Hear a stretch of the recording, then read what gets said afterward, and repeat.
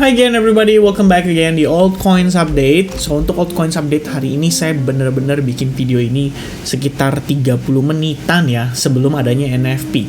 Jadi teman-teman sekalian, saya sekalian pengen review sedikit soal pandangan saya terkait dengan NFP. Tentu saja ini bukanlah sebuah prediksi atau bukanlah sebuah sarana ya yang saya gunakan untuk melakukan gambling ya terkait dengan outcome daripada market after NFP. Cuma teman-teman, saya pengen Anda semua punya persiapan karena kalau kita lihat NFP hari ini ya sebenarnya ekspektasinya tuh forecastnya tuh agak tipis ya, turun tipis dari 209.000 ke 200.000, dimana average hourly earning diperkirakan bisa turun sekitar 0,2% dan yang month over month-nya jadi turun 0,1%. Melihat dari data kemarin ya beberapa hari lalu, US ADP non-farm employment change itu sebetulnya adalah semacam kayak forecast sementara yang dikeluarkan oleh badan lembaga ya atau lembaga-lembaga yang memang pengaman ekonomi. Dan di sini kalau kita lihat biasanya itu memang dirilis 2 hari sebelum government data atau sebelum non-farm payroll yang sesungguhnya.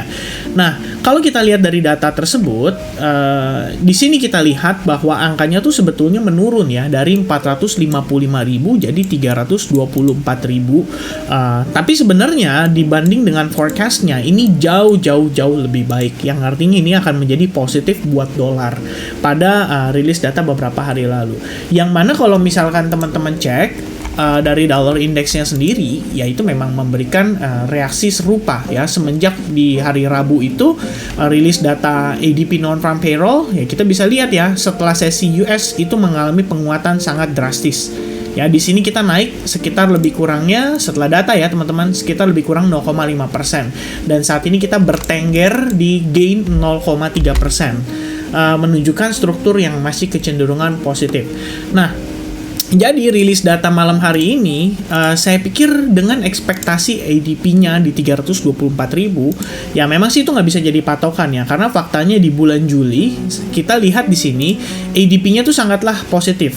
Naik bahkan sampai 497.000, tapi di non-farm payroll-nya itu malah turun jadi 209.000. Oke, tidak bisa dijadikan patokan.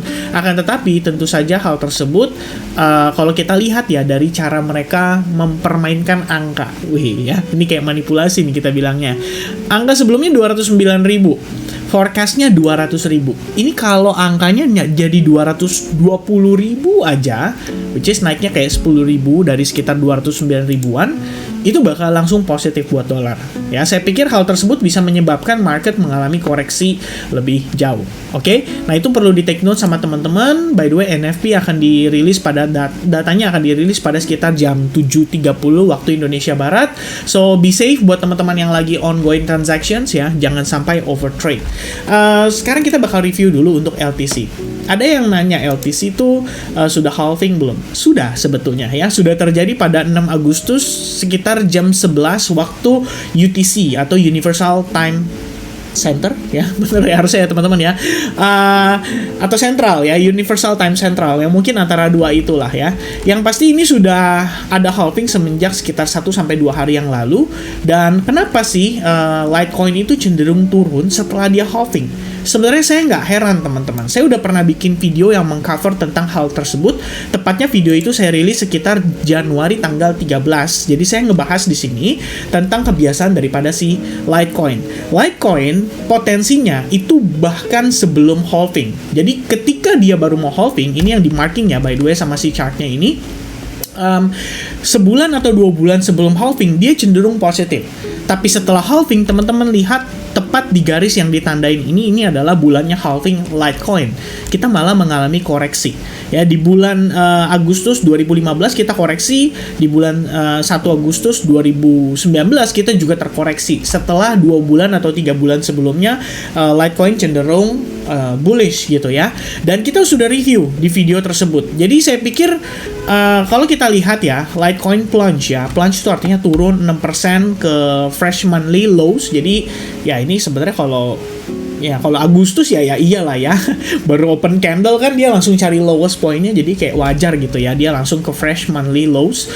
Mungkin monthly lows yang dimaksud di sini adalah candle sebulan sebelumnya. Nah kalau itu benar ya. Bahkan kita bisa katakan secara body candle kita udah berada di multi monthly lows ya. Jadi ada 1, 2, 3, 4, 5, 6 di mana candle-candle tersebut tidak mampu close di bawah harga $85. Nah untuk Litecoin di bulan ini kita langsung istilahnya langsung bergerak melewati lowest price pada sekitar bulan Juli, dan kondisi tersebut mungkin akan disambut lebih banyak aksi sell off oleh market mengingat history data daripada si Litecoin sendiri. Alright, so teman-teman sekalian, kalau kita lihat secara price actionnya, per harga kemarin gagal untuk maintain salah satu area SNR-nya. Sebenarnya saya sudah cenderung ke arah atau biasnya ya lebih kepada bearish untuk Litecoin. Saya sempat updatekan juga di advance group ya, per dia breakdown pertama kali dari si support level tersebut. Setelah itu biasnya saya memang lebih kepada untuk mencari peluang short pada Litecoin. So I'm expecting a retracement at least ke sekitar $89 ya, saya pikir, karena di level atau area tersebut terdapat support pada pergerakan sebelumnya. Rupanya cuma nyampe 50%, habis itu kita langsung mendapati progress Litecoin itu hanya membentuk semacam sedikit ascending channel atau bearish flag pattern, habis itu tes di Fibo 50% dan tepat di support level yang di sini langsung ada rejection. Nah, semenjak rejection itu terjadi, Litecoin terus-terusan mengalami koreksi ya. Koreksi yang bisa dibilang juga diakibatkan oleh sentimen halving tersebut. Jadi, untuk saat ini gimana pandangan saya? Sebenarnya kalau untuk Litecoin di time frame daily, satu key level yang saya pikir bisa mempertahankan LTC ini posisinya sedang dites antara dia breakdown dan turun lebih agresif lagi. Untuk testing salah satu key psychological levelnya dia yaitu ada di kisaran $77,50, dan kebetulan sekali di level tersebut kita melihat adanya confluence antara support line yang terbentuk dari trend line ini. Jadi kalau misalnya memang harga turun $77,5, maybe we have some reactions, but itu baru maybe teman-teman ya. Gimana kalau misalnya dia turun bahkan ngelewatin level tersebut? Oke, kita mungkin akan ngelihat proses koreksi yang lebih jauh. Tapi untuk sementara ini saya nggak akan review sampai ke sana karena itu nanti jatuhnya malah prediksi, teman-teman malah berpikir bahwa wah bener juga nih bakal jatuh lebih dalam lagi dan lain sebagainya. Akhirnya teman-teman malah panik, mungkin short selling atau gimana. Tapi ya intinya teman-teman, kalaupun kita ngelihat progres turun itu ya, ini satu hal yang saya pengen sampaikan ke teman-teman. Litecoin itu merupakan koin yang memiliki potensi ya. Potensi maksudnya dari mana? Tuh biasanya saya nggak mendalami, tapi secara sekilas kalau kita melihat bagaimana si koin ini punya maksimum supply ya sekitar 84 juta Litecoin, dan saat ini sudah 87,5% yang tersebar dan berjalan di dalam perdagangan ya, atau di dalam market untuk saat ini. Dan dengan halvingnya si Litecoin ini sebenarnya dia punya konsep mirip dengan Bitcoin. Jadi in the end harganya itu akan semakin menguat karena ada satu faktor yang harus dimiliki oleh si koin tersebut untuk memastikan bahwa LTC ini bakalan langka, yaitu teman-teman, yaitu Litecoin punya maksimum supply. Jadi setelah maksimum supply tersebar di seluruh market, ya saya pikir Litecoin akan memberikan kesempatan ya untuk harganya tersebut bisa cenderung nanjak ya. Setidaknya dia tidak akan terinflasi. Itu mungkin bisa jadi satu poin utamanya.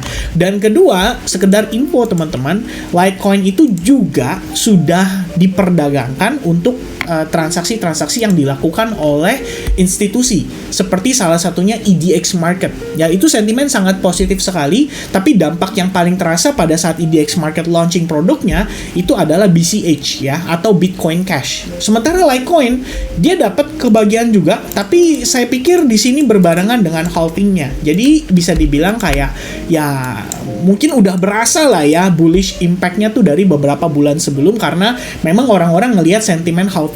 Tapi permasalahannya adalah setelah halving, LTC juga punya history. Nah, history ini saya rasa yang perlu kita hormati, dan kita pikir dengan kondisi tersebut, ya tentu saja kita perlu antisipasi terhadap kemungkinan Litecoin bisa terkoreksi lebih jauh. Oke? Nah, Untuk area sendiri sebenarnya saya cukup yakin ya bahwa di kisaran $66 ini bisa menjadi satu patokan kita memperhatikan apakah LTC akan mendapati reaksi pada sekitaran level tersebut gitu ya. Kalau misalkan kita mendapati area tersebut sebagai potensi bottom untuk sementara LTC, maka di situ bisa menjadi satu area untuk teman-teman mempertimbangkan kembali melakukan akumulasi. Nah, untuk time frame hourly-nya sendiri, point of view saya masih sama. Satu hal yang saya pengen tunjukkan ke teman-teman adalah bagaimana LTC sebelumnya bergerak di dalam sebuah descending channel, tapi pada pergerakan kemarin atau lebih tepatnya sekitar jam bukan kemarin deh, sorry, tapi baru tadi pagi ya, sekitar jam 7, kita mendapati LTC closing dalam keadaan bearish banget, dan kita sekarang sedang testing salah satu key level supportnya, di mana di level itulah LTC mendapatkan reaksi yang amat sangat positif. Jadi mungkin wajar kalau kita ketahan, akan jauh lebih menarik lagi kalau misalkan LTC bisa nanjak dulu.